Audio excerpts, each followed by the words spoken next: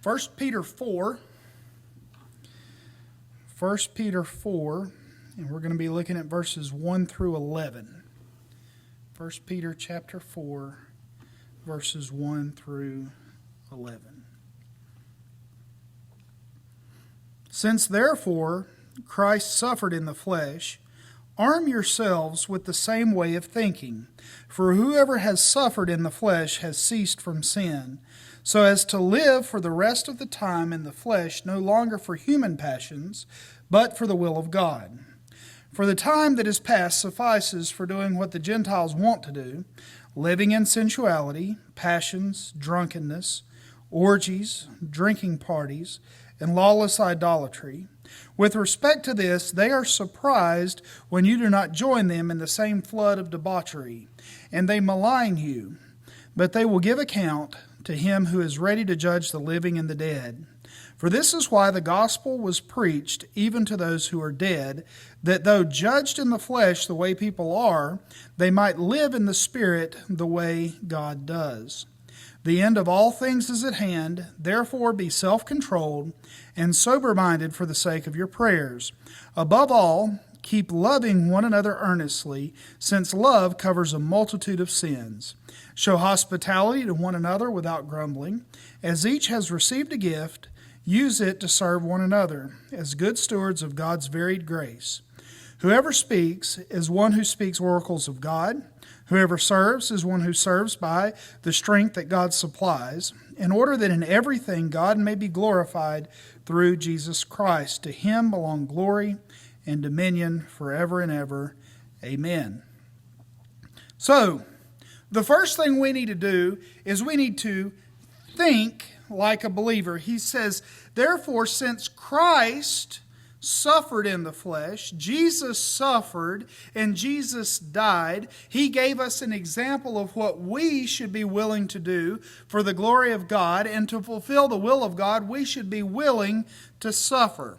And he says, so we should arm ourselves with the same way of thinking. We say, no matter what it's going to cost me, no matter what I'm going to have to do, no matter what I'm going to have to suffer, no matter how many times I get beaten, no matter how many times I get thrown in jail, no matter how many times I have my hair pulled out, no matter how many times they threaten me with death, they threaten me with bankruptcy, I am going to stand strong for the glory of God through Jesus Christ. That's what we have to say, I am willing to do. Jesus gave us the example to do that. He suffered in the flesh, so we have to arm ourselves with the same way of thinking. That we have to be willing to suffer in our flesh for Jesus Christ. Now it's interesting how he puts this, isn't it? He doesn't say, think in this way, and he doesn't say, get ready for this. What does he say? Arm yourself.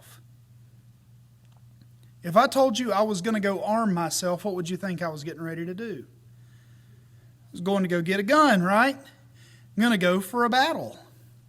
What do you think spirituality is? It's a battle, isn't it? It's a battle. What is it that Paul said? That we don't battle against flesh and blood, but against powers and principalities, against spirits, against things that we can't even see.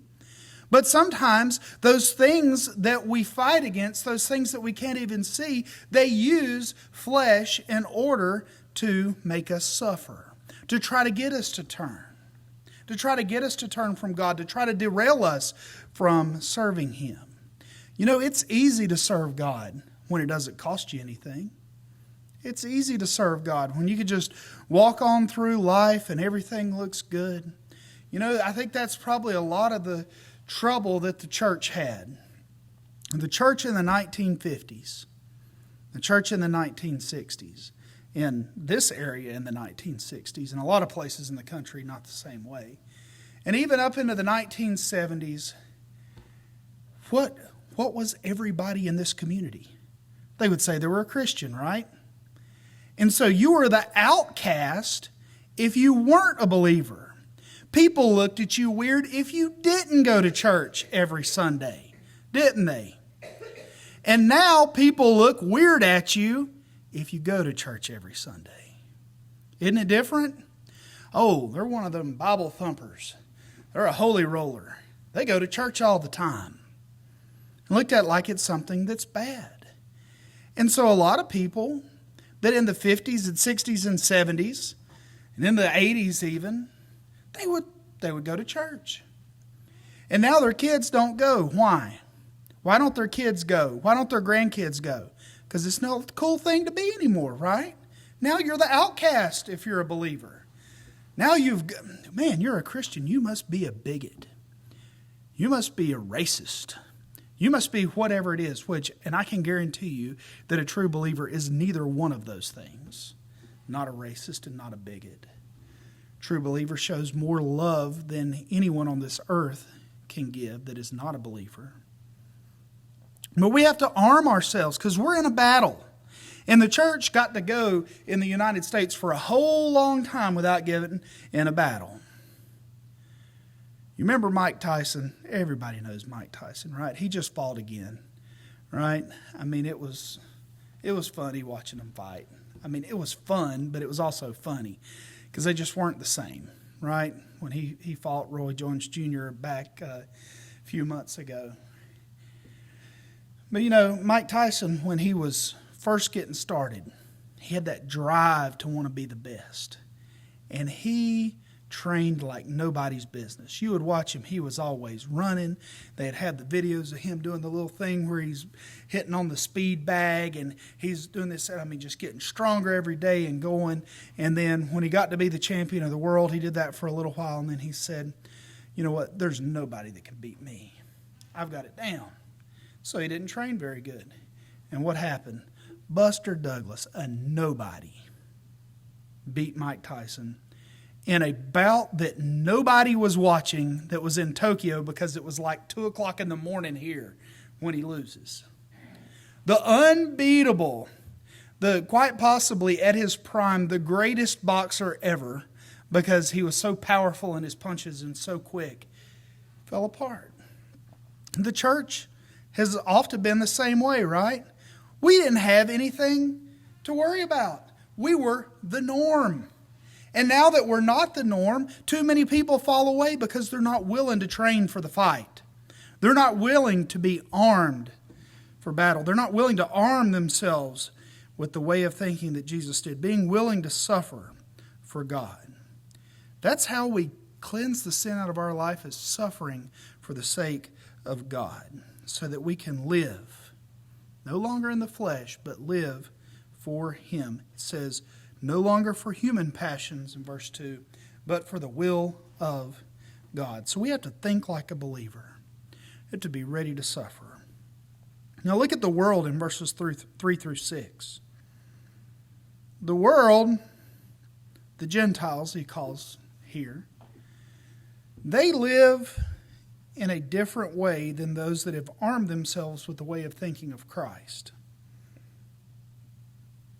They live for sensuality. All about what makes them feel good. You remember when that started? Here in the U.S., that it became acceptable, right? We used to look down on it. People were still doing it. People were doing it as far back as then. You remember when they used to say, if it feels good, do it. If it feels good, do it. That's what the world does. If it feels good, do it. Passions. Things that would take them down the route of the flesh against God. Not having a passion for God, which is a good thing, but a passion to fulfill their own selfish and sensual desires. Drunkenness. You know why the world likes to drink so much? Because it lets them escape. Lets them escape. I remember back when I've had little minor surgeries here or there, and doctor would say, okay, we're going to give you an opiate. We're going to give you a very small prescription for you to take just to get through the worst of the pain right after the surgery. Shouldn't need to take it for long, just a couple days. And I remember I had sinus surgery back in 2004 or early 2005. And when I had that surgery, he gave me He gave me Percocet and said, this is what I want you to take. And I took one Percocet after the surgery, and I hated the way I felt. Because I felt numb. I felt like I didn't care. And that's just, and I hated that. I didn't hurt. I didn't hurt. But I think you could have smacked me across the face and I wouldn't have cared because I really wasn't feeling anything. But I didn't like that. I didn't like that. But if you drink to the point of getting drunk, it's the same way. You forget your troubles for a little while, but what you don't know is that you're adding more troubles on top of it. The more and more you do it, the more trouble that you're going to get into. How many times do you think they hear in court, well, we were drinking. How often does that start? And then we got arrested. Or we were drinking and then somebody died. And it's because that kind of thing. He talks about even drinking parties that they'd get together and a whole bunch of people get together, get drunk and cause all kinds of mischief. They drink to escape. Why? Because when you live like the world, you don't fulfill your purpose in life. Your purpose in life is to glorify God.